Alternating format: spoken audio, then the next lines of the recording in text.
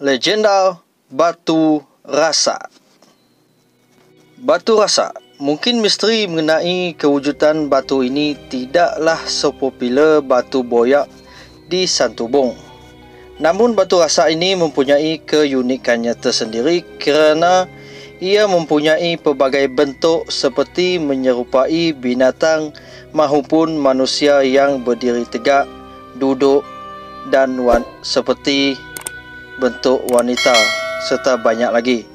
Ia bertempiaran di sana sini di satu kawasan Semak Samun di dalam kampung Penan Muslim Batu 10, Bintulu, Sarawak. Sebenarnya di sebalik kewujudan batu-batu rasa ini mempunyai cerita legendanya yang tersendiri. Ia sehingga sekarang tetap menjadi kepercayaan kepada penduduk setempat.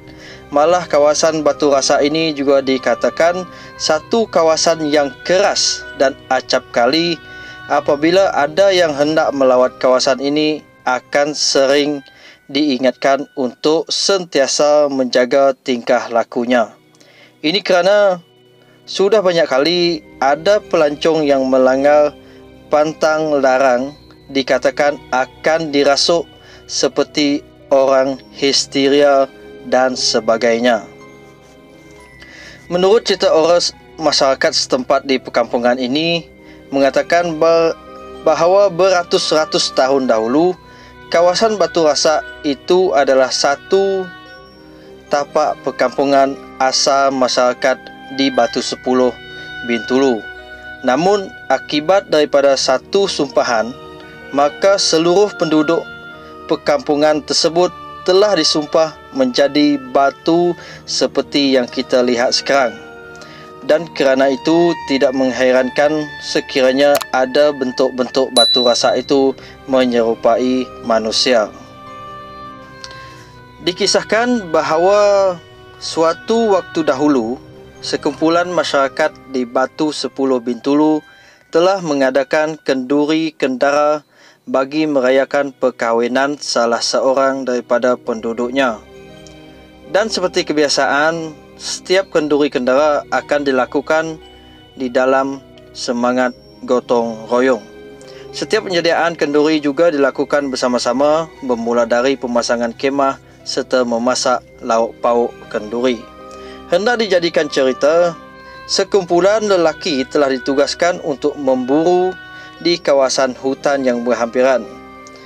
Usai menyediakan kelengkapan pemburuan, maka bertolaklah mereka untuk memburu. Hampir seharian mereka berjalan di dalam hutan dan amat menghairankan, tiada satu pun jenis binatang yang mereka temui. Tidak seperti selalunya kerana sang rusa pada kali ini seolah-olah menyembunyikan diri mereka. Dan oleh kerana itu, sudah menjelang senja, mahu tidak mahu mereka tiada pilihan sebaliknya hanya beroleh sang tupai sebagai hasil buruan mereka. Ini kerana dari pagi hingga senja itulah sahaja binatang yang menunjukkan diri mereka ketika di hujan. Dalam keadaan lelah, akhirnya mereka pulang juga ke kampung dan membawa daging tupai sebagai menu lauk kenduri mereka. Walaupun ia tidak seenak sekiranya memakan daging rusa, namun penduduk kampung tetap juga menyediakan daging tupai sebagai menu utama untuk hidangan para tetamu nanti.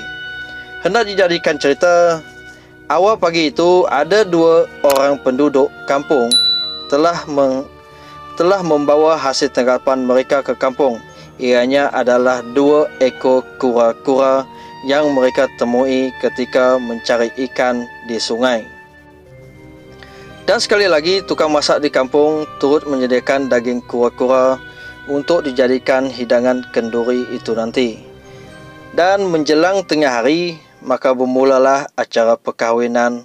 Maka ramailah tetamu yang datang tanpa mengira jauh atau dekat bersama-sama merayai hari yang istimewa ini. Di ketika inilah juadah pertama dihidangkan oleh si pengatur majlis dengan menghidangkan menu daging tupai dahulu. Para tetamu pun mula merasakan masakan tersebut dan dikatakan ianya tetap habis jua walaupun tidak begitu enak. Untuk hidangan kedua, para tetamu disajikan dengan daging kura-kura. Dan pada ketika inilah setiap hidangan dengan pantasnya dihabiskan. Malah ada tetamu yang memohon untuk diberikan lauk tambahan kerana keenakannya sungguh luar biasa. Pada ketika itulah para tetamu mula bertanya dengan pengatur majlis yang hidangan yang kedua sungguh lazat, dan mereka mula membandingkan kelazatan hidangan daging tupai dan daging kura-kura. Oleh kerana ada yang terlalu terleka, dikatakan ada para tetamu yang memperlekehkan hidangan daging tupai kerana perbandingan itu dibuat di dalam keadaan yang melawak. Maka ramailah para hadirin yang tertawa terbahak-bahak tanpa sedar mereka mentertawakan rezeki Tuhan berikan. Dengan tidak semena-mena, cuaca yang baik bertukar menjadi mendung, awan hitam berarak di langit bersama-sama dengan angin yang kencang. Pada ketika itu, para tetamu dan penduduk kampung bertindak menyelamatkan diri. Angin kencang telah merobohkan binaan kemah mereka, malah ada rumah orang kampung yang diterbangkan angin. Hujan lebat dan kilat sabung menyabung menejah perkampungan itu, dan petir pula sudah mula menyambar manusia.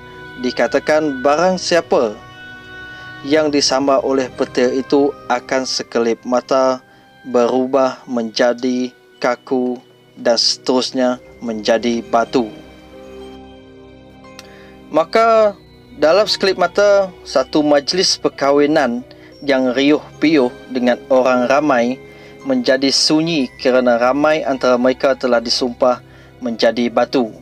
Itulah legenda batu-batu rasak yang berada di kampung Penan Muslim Batu 10 Bintulu, yang mana menyaksikan banyak batu-batu yang bertaburan itu mempunyai bentuk seakan-akan manusia, kerusi, binatang dan sebagainya. Alangkah baiknya sekiranya kawasan di mana batu-batu rasak ini berada dijadikan salah satu tarikan pelancong di Bintulu, kerana cerita legendanya juga boleh menarik pelancong untuk tiba di sana. Ia juga boleh menjana ekonomi setempat bagi perkampungan sekitarnya. Sesungguhnya Sarawak, bumi kenyalang, tidak pernah kurang dengan keunikan cerita legendanya yang boleh diangkat sebagai seni kreatif buat tontonan rakyat Malaysia. Banyak maksud yang tersirat di sebalik yang tersurat di dalam cerita legenda ini, dan cerita sebenarnya sudah tentu hanya Yang Maha Esa mengetahui segalanya. Okey guys, sekiranya anda baru sampai di channel ini, jangan lupa untuk tekan butang subscribe, tekan butang loceng di sebelah butang subscribe supaya anda tidak ketinggalan apabila saya ada mengupload video yang terbaru, dan jangan lupa untuk like, komen dan juga share. Okey, terima kasih kepada yang masih support channel AJBB, dan sekian daripada saya. Terima kasih.